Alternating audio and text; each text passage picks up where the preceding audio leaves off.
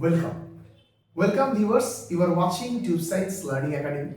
বহুদিন পর আবার ইউটিউবে আসা, তার কারণ প্রচুর ক্যান্ডিডেট যারা WBPSC ক্লার্কশিপের পরীক্ষা দিতে যাবে, তাদের এই মুহূর্তে প্রচণ্ড চিন্তার ভাবনার মধ্যে দিয়ে তারা যাচ্ছে। তাদের অনেকেই এই অনুরোধটা করেছে যে স্যার আপনি দয়া করে একটা ভিডিও করুন, আমি তো এই মুহূর্তে দেখাতে পারছি না। কিন্তু অনেকেই এই অনুরোধ করেছে স্যার একটা ভিডিও করুন, WBPSC শেষ মুহূর্তে আমরা কিভাবে প্রিপারেশনসটা করব। দেখো, আমার একাডেমিতে প্রায় 30টা মক টেস্ট, প্রায় 150-200 জন ছাত্র যারা মক টেস্ট দিয়েছো, প্রত্যেকেরই খাতা দেখিয়ে মোটামুটি শেষ জাস্ট 3টে মক টেস্ট বাকি আছে, 27, 28 আর 29। 27 নম্বর 28টা হয়ে গেছে, কালকে দিয়েছে, আজকে খাতা দেখা হচ্ছে 28, 29 আর 30, আর 2টো মক টেস্ট বাকি আছে।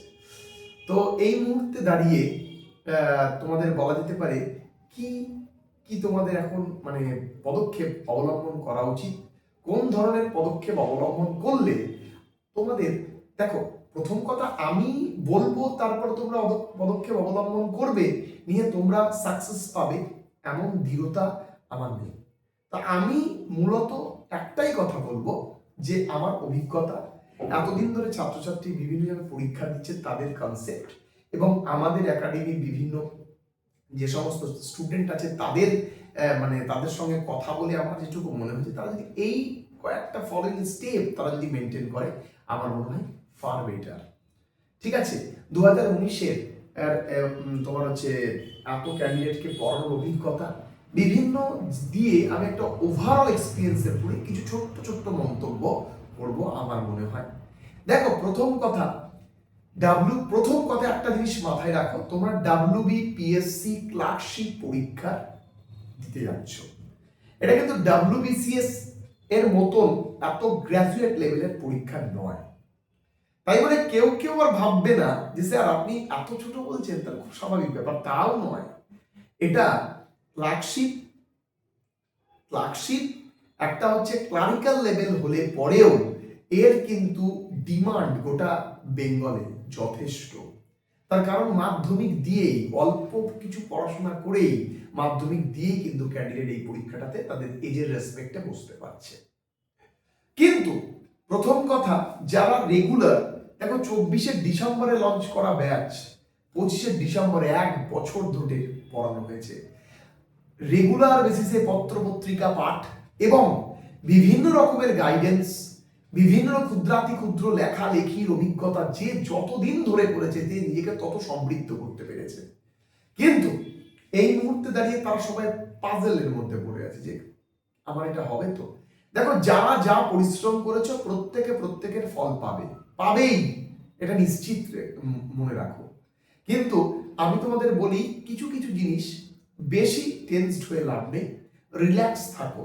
শুধু আমি তোমাদের বলবো 3টে পয়েন্ট। প্রথম কথা, 28 তারিখ যদি পরীক্ষা হয়, আর মাত্র বলা যেতে পারে 7 দিন। এই 7টা দিন তোমরা কিছু ফলোইং স্টেপ মেনটেন করবে। যেমন প্রথমে তোমরা যে সমস্ত টপিক পড়েছো,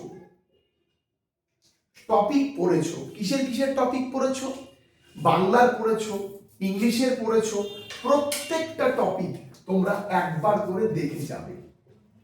বেঙ্গলি টপিক এবং ইংলিশ টপিক যারা আমার একাডেমিতে রয়েছে, আমি প্রত্যেককেই বলবো প্রত্যেকটা মক টেস্টের অ্যান্সার কি প্রোভাইড করা হয়েছে, অ্যান্সার কি লেখাগুলো অল্প একটু হলেও দেখে যাবে। আমি মানছি তোমরা তোমাদের গদ মিশিয়ে লিখবে, বাট ওই লেখাগুলো একটু পড়ে যাবে, তোমাদের লেখন দক্ষতাকে সমৃদ্ধ করবে। আমি এটা 100% শিওর দিয়ে বলছি। ঠিক আছে, অবশ্যই একটু পড়বে, লেখার থেকে পড়বে বেশি। আমি বারবার বলছি, লেখার থেকে এই মুহূর্তে পড়ো বেশি। কোনগুলো পড়বে? কোনো নিউ টপিক নয়, কোনো নিউ টপিক এই মুহূর্তে পড়বে না। আর যদি তো দেখো, মোটামুটি প্রত্যেকটা আমি ক্লাস দিয়ে মক টেস্ট দিয়ে প্রায় 50টার কাছাকাছি টপিক আমি করিয়েছি। এর বাইরে প্রশ্ন হবে না, যদিও হয় দেখবে রিলেটেড প্রশ্ন হবে। ধরো আমি কন্যাশ্রী দিবস পড়িয়েছি, বা কন্যাশ্রীর সুবিধা অসুবিধা, কন্যাশ্রীর গুরুত্ব, দেখবে কন্যাশ্রীর অসুবিধা দিয়ে একটা প্রশ্ন দিল, মানে কন্যাশ্রীটা তুমি জেনেছো, তো ফলে আলটিমেট তোমার কনসেপ্ট তোমার কাছে আছেই বা থাকবেই, এ বিষয়ে তুমি নিশ্চিত থাকো। তুমি জাস্ট পুরোনো টপিকগুলো ভালো করে দেখো, বাংলা এবং ইংলিশে। এই মুহূর্তে দাঁড়িয়ে যারা যারা ভাবছো যে আমি এই মুহূর্তে নিজেকে প্রেসি রাইটিং এর জন্য ইমপ্রুভ করব, হবে না। প্রেসি রাইটিং এর সময় চলে গেছে। খুব ফ্র্যাঙ্কলি বললাম, প্রেসি রাইটিং এর সময় চলে গেছে, কারণ প্রেসি রাইটিং এরকম ভাবে সম্ভব নয়। ট্রান্সলেশনে ইমপ্রুভ করা এই 7 দিনে সম্ভব নয়। তবে তুমি যদি রিপোর্ট গুলো ভালো লিখতে পারো, তাহলে তোমার অনেকাংশে যারা দেখো যারা যারা যা অ্যাচিভমেন্ট করার করে ফেলেছে, যারা যারা যা গ্রহণ করার নিয়ে ফেলেছে, এখন আর কিছু নেওয়ার নেই। এখন পূর্বতন অভিজ্ঞতাগুলোকে, পূর্বতন জিনিসগুলোকে বারবার রিপিট করো। বিভিন্ন লেখা আছে, প্রায় 50-60 খানা লেখা আছে, এবং মক টেস্ট তো অনেক দিয়েছো, আরো 3টে মক টেস্ট মোটামুটি আমরা একাডেমি থ্রু দিয়ে বলছি। বিভিন্ন একাডেমি যারা যারা করছো তারা সেই একাডেমির লাস্ট দেখবে 1-2টা মক টেস্ট হয়তো বাকি আছে, তোমরা সেই মক টেস্টে প্রত্যেকে পার্টিসিপেট করো, প্রত্যেকে। আমি বারবার বলছি, যে একাডেমি থ্রু দিয়েই পড়ো না কেন, প্রত্যেকটা স্যারই কিছু না কিছু ইনফরমেশন দিয়ে পড়াচ্ছে, এমনি এমনি পড়াচ্ছে না। এত এত ক্যান্ডিডেট মূর্খ নয়, প্রতিটা স্যারের মধ্যে কিছু না কিছু আছে। তোমরা এই স্যার ওই স্যার না করে যে স্যারের কাছে পড়ছো তাকে ভালোভাবে নাও, দেখবে কোয়ালিফাই করে যাবে। এটা কোনো অতি আশ্চর্যের বাণী নেই, এটা একটা ফ্যাক্ট। 2 নম্বর হচ্ছে তোমার হেলথের খেয়াল রাখো। একবারে ভালো করে জল টল খাও। ঠান্ডার দিন, যারা উত্তরবঙ্গে বসবাস করছো তারা তো খুব, আমি বুঝতেই পারছি কি স্টেজের মধ্যে দিয়ে তোমরা যাচ্ছ। তো ফলে পরিস্থিতি তো উত্তরবঙ্গে প্রচন্ড ঠান্ডা চলছে, এবং যারা যারা রয়েছে ডেইলি ঘুমাও, রিল্যাক্স, ডেইলি রাত্রেবেলা টাইম মতো করে ঘুমাও, যাতে কোনো ক্রমে তোমাদের হ্যাম্পার না করতে পারে। 1 নম্বর। 2 নম্বর, ডেইলি এই 7 দিন আমি রিকোয়েস্ট করছি, এই 7 দিন তোমরা ডেইলি অন্তত হলেও আনন্দবাজার পত্রিকাটা পড়ো। আমি বলছি পত্রিকাটা পড়ো। প্রত্যেক দিন সকালবেলা তোমরা আনন্দবাজার পত্রিকাটা পড়ো। কেন পড়তে বলছেন স্যার এই সময় এসে আনন্দবাজার পত্রিকা? আপনি কি পাগলটা? পড়ো। পড়ার অভ্যাস অত্যন্ত খুব ভালো অভ্যাস, যে অভ্যাসটা তোমাকে, কেন বলো তো দেখি, তুমি যদি এটা পড়ো না, তোমার তোমার আলাদা, তোমার নিত্য নতুন একটা টপিক তুমি পড়ো, তোমার একটা ইন্টারেস্ট লাগবে। তুমি আমি বলতে পারছো আমার 50টা টপিক হয়ে গেছে, বারবার পড়িয়ে পড়িয়ে আমি, আমার মাথায় চলে এসেছে, আমার কিছু করার দরকার, তাহলে তুমি আনন্দবাজার পত্রিকাটা পড়ো। আমি তোমাকে ইংলিশ কিছু পড়তে বলছি না, যারা ইংলিশের দক্ষ তারা অলরেডি দক্ষ হয়ে গেছে। এখন এই মুহূর্তে দাঁড়িয়ে এগুলো গল্প বলতে জানো ইংলিশের এই পড়ো ওই পড়ো, এটা বেসিক। আনন্দবাজার পত্রিকা প্রত্যেকে পড়ো, কারণ তুমি সারাদিন তো ঘরের মধ্যে বসে তো শুধু তো বসে থাকছো না, কিছু কিছু তো কাজও করছো। তো আমি তোমাদের একটা কথাই বলবো, তোমরা এটা পড়ো আর রিল্যাক্স থাকো। পর্যাপ্ত পরিমাণের হাই হাই লেভেল দিয়ে তোমাদের ট্রান্সলেশন করানো হয়েছে, প্রেসি করানো হয়েছে, রিপোর্ট বেসিক টু হাই সমস্ত টপিক কভার করা হয়েছে, যাতে তোমরা পারো। সেই বিষয়ে নিশ্চিন্তে থাকো, রিল্যাক্স থাকো, এবং লাস্ট 3টে মক টেস্ট খুব ভালো করে দাও।